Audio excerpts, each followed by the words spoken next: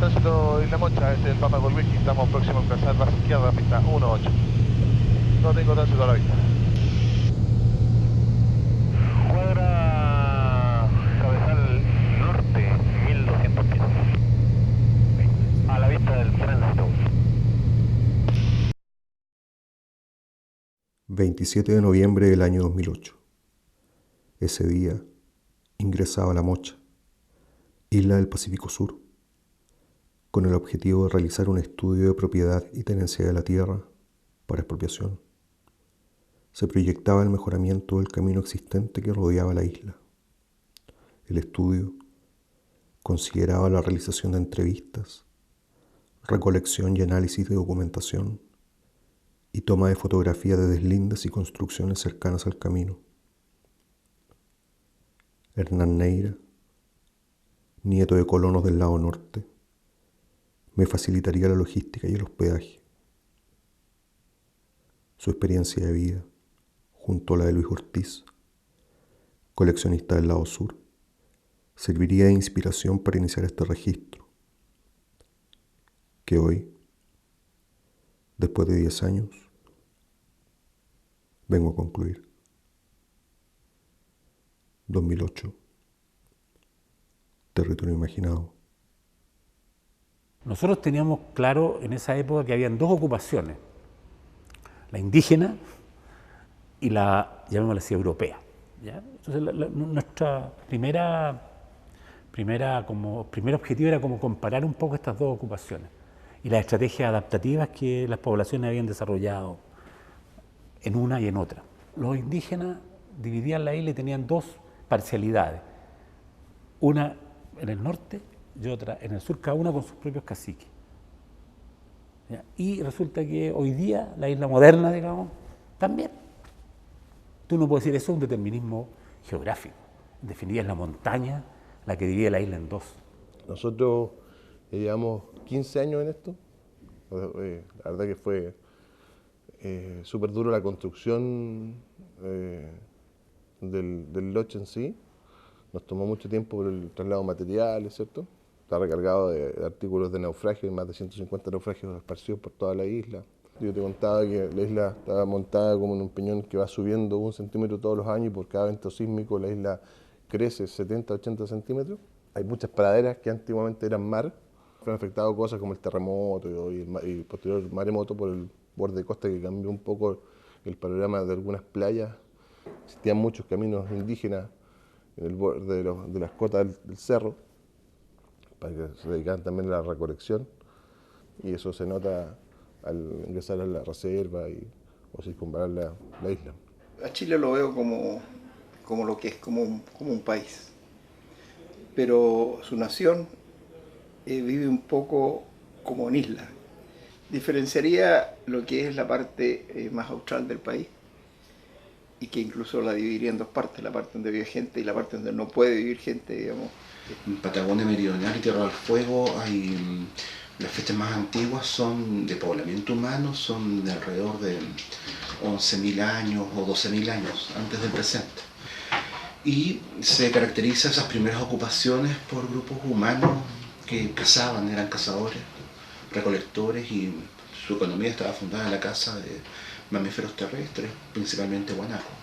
Aunque también existe, con un desfase cronológico, la aparición de grupos de cazadores marinos ubicados en sectores costeros de la región y de la zona archipelágica, con fechas más tardías, del orden de 7.000 años atrás. Grupos que muestran una adaptación muy importante al medio marino, con una tecnología de navegación inferida por el hecho de encontrar sitios en islas, en lugares no accesibles por vía terrestre, y con herramientas y también con un consumo de fauna muy orientado hacia el mar. Cuando uno piensa que los Selknam eran grupos cazadores-recolectores que andaban por la estepa, pero sin embargo tenían un conocimiento absoluto de todo lo que era la bóveda celeste, con unos mitos de alta complejidad significativa, uno dice, bueno, ¿de qué estamos hablando? Porque tenían una tecnología más precaria o menos desarrollada, entre comillas, eran más primitivos. Ellos estaban adaptados a una realidad y de acuerdo a eso eran sus sistemas de vida y sus sistemas de sobrevivencia. Y eran capaces de generar un pensamiento complejo respecto al mundo que los rodeaba. Lo que sabemos es que sin al día de hoy poder decir que la misma población en términos biológicos, ¿no? Que compartía la misma genética o su grado de afinidad parental, percibimos que hay momentos en los que o es poco intenso o no hay registros de ocupación humana. No saber del campo de hielo, por ejemplo. Chile debe ser uno de los pocos países que no puede tener unido todo su país por camino. O sea, resulta increíble, pero así es. La carretera austral se abrió en la década de los 70. Empezó a abrirse en la década de los 70, de los 80. Y recién estábamos abriendo caminos para que una cantidad mayor de gente pudiera conocer su país. ¿Qué te parece? Desde Puerto Montt hasta, digamos, allá hasta la parte más centro de Chile, hasta el Maule, por ahí, yo ya empezaría a marcar diferencias notorias. Centro-sur. Porque cuando uno pone la palabra Araucanía ya está con un significado identitario, alude a una comunidad, a un pueblo que habitó ahí. Entonces no quiero usar la palabra Araucanía. Centro-sur. Y el centro-sur todo el mundo lo conoce como la selva valdiviana, el valle longitudinal. Investigadores que trabajan en la zona sur de Chile, en la octava región, incluso en Isla Mostra, en otros lugares han trazado procedencias de obsidiana. La obsidiana es una roca, un vidrio volcánico, y ese tipo de roca ha sido usado por poblaciones prehistóricas tanto en el litoral de la 11ª y 10ª regiones, que incluye desde, no sé, Océano Reloncaví, Chiloé y archipiélago de los Guaitecas y Chonos. Y esa obsidiana también ha sido encontrada en yacimientos ocupados por cazadores terrestres de la franja atlántica. Entonces eso permite primero saber de que por lo menos un flujo de información o intercambio de mano a mano existe, y podría ser, pero es difícil de seguir el movimiento, la movilización de gente a grandes distancias. La historia nuestra, de nuestro Tubú, nuestro Ocupanto, dice: existe el pueblo Huilliche, existe el pueblo Pehuenche, existe el pueblo Lasquenche, existe el Naxi, existe, y así infinidades de identidades territoriales. Y cuando nos hablamos como mapuche, como pueblo mapuche, no importa si venís de allá, de acá o de más acá. Pues la parte central de Chile, todo lo que es de la provincia del Maule hasta parte de Santiago, también la marcaría como una macrozona. Ahora ya no están los bosques, pero el bosque esclerófilo dominaba los cerros. Hoy prácticamente desaparecido. Quedan unos algarrobos guachos ahí, todos viejos, pero cuando el bosque algarrobo existía, la cantidad de vainas que produce es infinita. Y hace poco, en realidad yo creo que hace unos 40 años atrás tal vez, todavía había mucho bosque nativo y todavía había mucho, tal vez como de vivir en esa economía más central, en el alimentarse bien, por ejemplo, como naturalmente incluso, así como lo que te da la tierra finalmente. Se usaban muy pocas herramientas de metal en Chile, pero la metalurgia se conocía y los metales eran valorados. Jerónimo Bevar es el primer cronista de Chile, que llegó muy poco, 4 años después que Pedro Valdivia. Y cuando llegó a la Araucanía vio que las esposas de los caciques tenían adornos de oro y plata. Los habitantes de la zona centro-sur no practicaban la metalurgia de oro y plata, un poquito cobre, nada más, oro y plata no. Entonces, ¿de dónde obtenían estos adornos? Del comercio, con más al norte. Comercio con los incas, comercio con los diaguitas, con otros pueblos. Y el comercio tranquilamente era de miles de kilómetros. Ellos tuvieron la increíble habilidad, por la fuerza, por la violencia, por razones que fuera, de tomar cosas de la cultura, de estos otros pueblos que llegaban o de estos otros personajes que llegaban, y tomarlos y utilizarlos en su propio devenir. Esa capacidad, ¿no es cierto?, de adaptarse, de atrapar eso otro que le ofrecen estos otros, que es el invasor, que es el enemigo, es lo que caracteriza a nuestros pueblos indígenas. Y no solo aquí, yo creo que en muchas partes del mundo. Santiago lo dejaría solo. Quizás ponerlo junto con Valparaíso, Viña, toda esa parte muy central de Chile, digamos, muy metropolitana, por así decirlo. El Valle del Mapocho tiene una importancia geoestratégica mayor. Aquí se inicia el llano longitudinal que se extiende hasta Puerto Montt. Son 1000 kilómetros de tierras fértiles, lluviosas y muy habitadas. Esa importancia del Valle del Mapocho la entendió perfectamente Pedro Valdivia cuando planificó la conquista de Chile. Vivar dice que Pedro Valdivia venía a poblar un pueblo como el Cusco a orillas del río Mapocho. En la zona norte, ubícate, Valle de Lampa, Colina, Chacabuco, todo este sector, Mapocho Norte le llamo yo. No hay ni un pucará, no hay ninguna fortificación y la cerámica muestra diseños fantásticos donde la población local está jugando con los diseños nuevos que están llegando, lo está recreando, lo está resignificando, está disfrutando de toda esta cantidad de diseños decorativos que están llegando del Cusco y de la zona de Aguita. Y se los ve ellos. Manipulan los motivos y los desmenuzan y los resignifican. En la zona del Mapocho Sur hay 3 pucará. 3. Y no se ve tanto amor a la gente por lo incaico. No se está dando la misma realidad para el lado sur que para el lado norte. Y está re cerca, están a 50 kilómetros de distancia una de otra. Y después pondría a lo que es el norte chico. El norte chico tiene características muy bien definidas. La estepa semiárida, que también ofrece muchas oportunidades de obtener comida. Si no hay agua y le arriendan las mulas, es un arriero perfecto. Si hay agricultura, se queda en el campo. Y si encuentra un yacimiento, se transforma en minero. En el norte hubo poblaciones muy encaizadas, y como de los de Aguita, el norte chico, y otros que guerrearon todo lo que pudieron para deshacerse de los incas. Entonces había todo. Y después de Copiapó para arriba, ya es Norte Grande. Se ha definido como la zona reica, pero reica significa sin río, a pesar que hay río. Tú te sales de esa caja y es el desierto absoluto, realmente absoluto, hasta llegar a otro de estas quebradas, y a veces son 500 kilómetros para llegar a la próxima quebrada con agua. Y curiosamente, ahora que está la nueva región de Arica-Parinacota, el pedacito que significa en el contexto del Norte Grande también es diferente. Arica-Parinacota es la única parte de Chile donde el altiplano llega al mar. Pesca infinita en esa época, infinita, todavía no había los barcos pesqueros y todo este drama de la industrialización moderna que está agotando los recursos, pero en esa época lo que podían pescar los grupos indígenas era mínimo.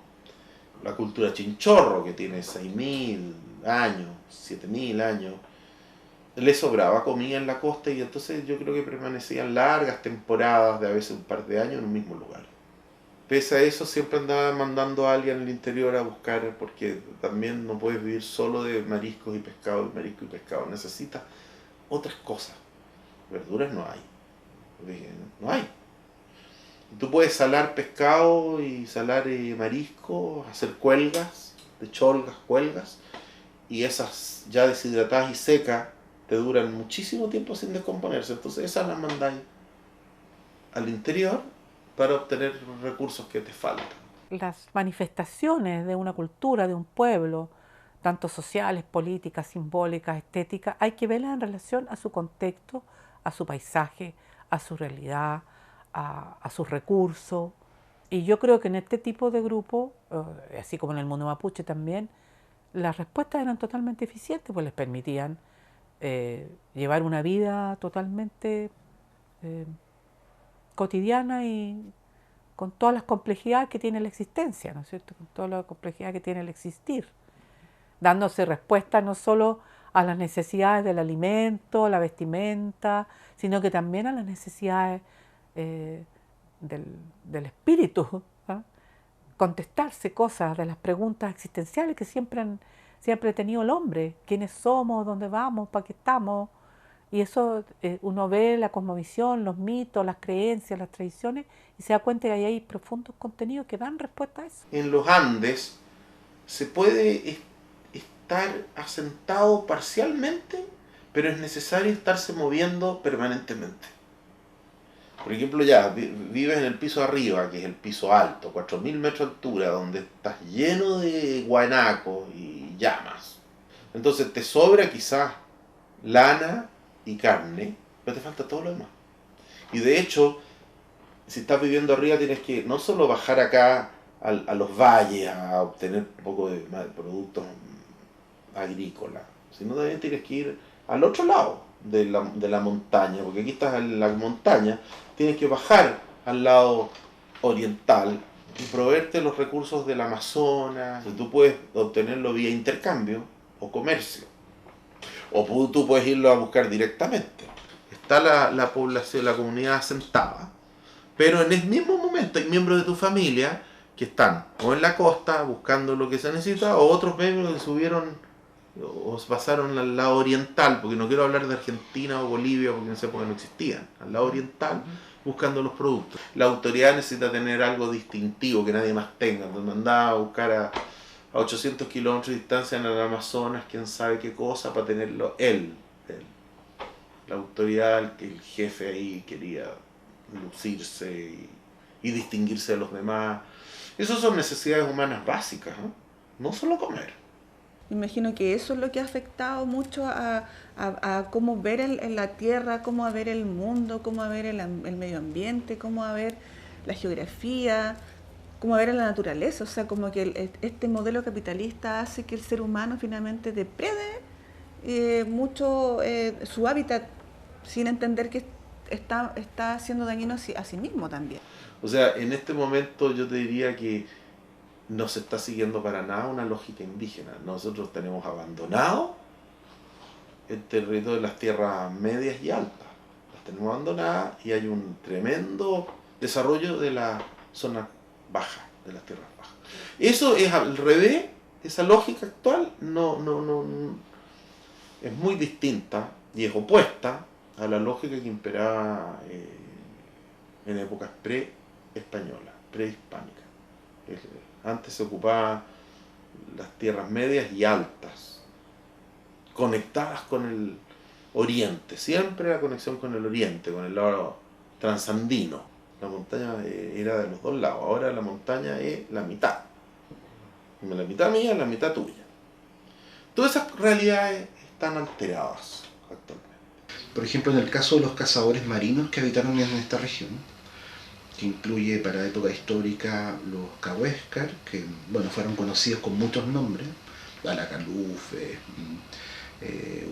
fueguinos en términos genéricos, y gente que ocupó el territorio archipelágico de Patagonia, desde al menos el Golfo de Penas hasta probablemente el canal Brecknock, que queda al sur del archipiélago fueguino. Con un marcado nomadismo, gente que se movió mucho en el territorio, usaban embarcaciones, una movilidad que se llama forrajera, es decir, que la gente va utilizando territorios, consume recursos y todo el grupo, que incluye a toda la familia, luego se cambia de lugar donde hay recursos disponibles, donde están tan explotados, y así se va moviendo a través del territorio. Ahora con la pesca artesanal más bien es un tipo de movilidad mucho más logística, en donde ya no sale la familia a recorrer, salen solo, en este caso no son los cazadores, son los pescadores, que recorren ese territorio para explotar recursos, pero vuelven ellos físicamente y hacia la familia, digamos, en determinados periodos del año, pero es una forma distinta de ocupar. Yo creo que en ese sentido los mapuches tienen una mirada tan sabia sobre la naturaleza, donde uno es parte de. No hay que dominar nada, no hay que... Y si yo hago algo tengo que pedir permiso porque es un ser vivo, todo está vivo, las piedras están vivas, las plantas están vivas, el agua está viva, todo. Entonces yo soy parte del sistema vivo. Entonces, si no respeto eso, no me estoy respetando a mí mismo. Y eso, por ejemplo, es algo que nosotros todavía no aprendemos. En la buena parte de la franja costera chilena ocurren eventos sísmicos de una gran importancia, asociados muchas veces con tsunamis. Entonces es una zona donde las catástrofes naturales son muy fuertes, hay vulcanismo. Los vulcanólogos nos han dado señal de que la actividad volcánica actual sea muy distinta a los ritmos del volcanismo, de un volcanismo normal, digamos. Pero un volcán, digamos, que repita la historia que tuvo en el pasado, algunos volcanes que si repiten la historia que tuvo en el pasado, sería catastrófico. Se ha planteado inclusive la importancia de la erupción volcánica de varios cuerpos volcánicos y la dispersión de cenizas como elementos que podrían haber hecho inhabitable o poco habitable ciertos lugares durante buenos periodos de tiempo. El volcán Maipo, digamos, cuando tuvo la erupción esa que tiene que haber sido algunos cientos de años atrás, tapó el Valle Central con ceniza. ¿Ya? O sea, ese peligro existe. Por ahí, más que una extinción de un grupo, puede ser la desocupación de zonas, por lapsos temporales, aunque no quita que pueden haber extinciones de grupos culturales o biológicos, poblaciones biológicas. Yo llegué el año 1992. Bueno, aquí en la isla se hace de todo un poco, porque no se puede vivir de algo nada más. Se trabaja de la ganadería, de la pesca, de la agricultura. El mar ya, yo desde que llegué aquí, daba algo. Y cada año fue disminuyendo. No daba el mar como ni siquiera para sobrevivir. Uno, al estar en una isla, madura en tiempos diferentes que en el continente. Antiguamente había que adaptarse a la inclemencia del mal tiempo en el invierno, el no tener luz. Son cosas que te van marcando o forjando a valorar muchas otras cosas que en el continente se viven día a día. O hay que adaptarse a la vida del espacio en que uno vive. Se fueron la gente, ese día me acuerdo que nos acostamos temprano y todo. Y yo desperté con el ruido de una losa. Pero no asocié que era terremoto nada, sino que a mí se me vino a la mente que quién me andaba quebrando mi losa. Eso fue lo primero cuando desperté. Y porque fue un desparrame que esta cocina cayó todo, losa, todo. Mis frascos de mermelada, de conserva. Mi hijo estaba chiquitito, igual para él fue traumante, porque también él no sabía qué es lo que pasaba y estábamos en ese tiempo sin luz eléctrica todavía, así que y la noche se puso tan oscura, no sabíamos, tratamos de subir un poco sí con mi esposo porque no sabíamos si venía o no venía el mar, era como la incertidumbre, gritaban los pájaros, se sentían los animales donde corrían, en los potreros. No, fue pero terrible. Lo que sí, aquí en la isla todos somos autosuficientes, así que gracias a Dios no nos faltó la comida, teníamos el agua. Como aquí todos tomamos el agua de vertiente, así que en ese sentido no fuimos tan afectados. Pero igual pues, uno miraba para la playa y daba como pena, porque siempre uno ve pasar gente, o los carretones, a caballo, y en esos días como que nadie se atrevía a andar por la playa, entonces como que uno sentía una soledad tremenda, como que después uno necesitaba como contención después de haber vivido todo esto, porque aquí la isla está cerquita de la falla. Entonces se sintió súper fuerte aquí el tema del... Bueno, y después ahí ir allí a la caleta donde están las embarcaciones y ver las embarcaciones destruidas, porque al menos aquí en el lado sur fueron solamente embarcaciones. En el lado norte ahí falleció gente que no era de acá y se llevó casa. En el lado norte fue más duro. Al final son las relaciones que las personas establecen con los lugares las que se van cargando positiva o negativamente según las experiencias que tú tienes en esos lugares. No es lo mismo vivir al pie de un cerro que vivir en una llanura, no es lo mismo. No es lo mismo vivir en un clima árido a hiperárido que vivir en un clima lluvioso a ultra lluvioso. Incluso yo creo para el extranjero, para el que viene incluso desde Argentina, como que nos mira Chile y dice así como, ¿cómo lo hacen? ¿Cómo vive esta gente aquí? Teniendo un territorio tan extenso, y tan poco territorio tan angosto a la vez. En ese contexto yo lo veo así, veo a Chile como un gran archipiélago en el cual parte de las islas no se comunican entre sí porque están muy distantes.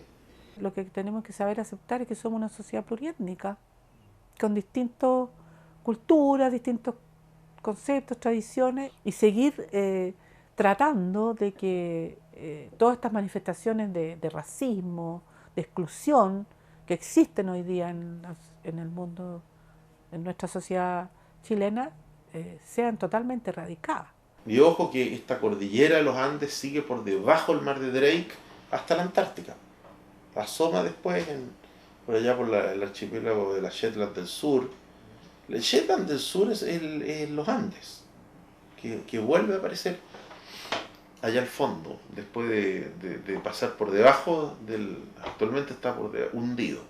Muy probablemente bajo el hielo no hay evidencia humana. El hielo acá estuvo hace harto tiempo y la verdad es que se daría un salto muy grande cronológico. Pero, quién sabe, la verdad, sin cerrarse a las posibilidades.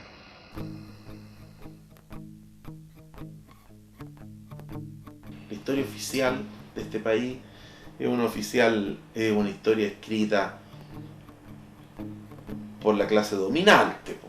Es toda gente de bien, si quiere decir, o sea, gente que viene con dinero ya, con patrimonio económico ya sustentado.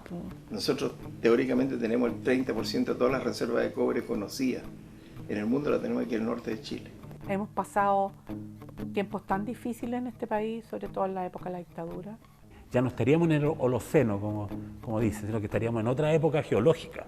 No hay claridad sobre si los primeros pobladores de Patagonia, en particular, de hace 12.000 años, son realmente antecesores de las poblaciones que se conocieron en época histórica. Pues la cordillera parece que seguía hacia allá. Seguía.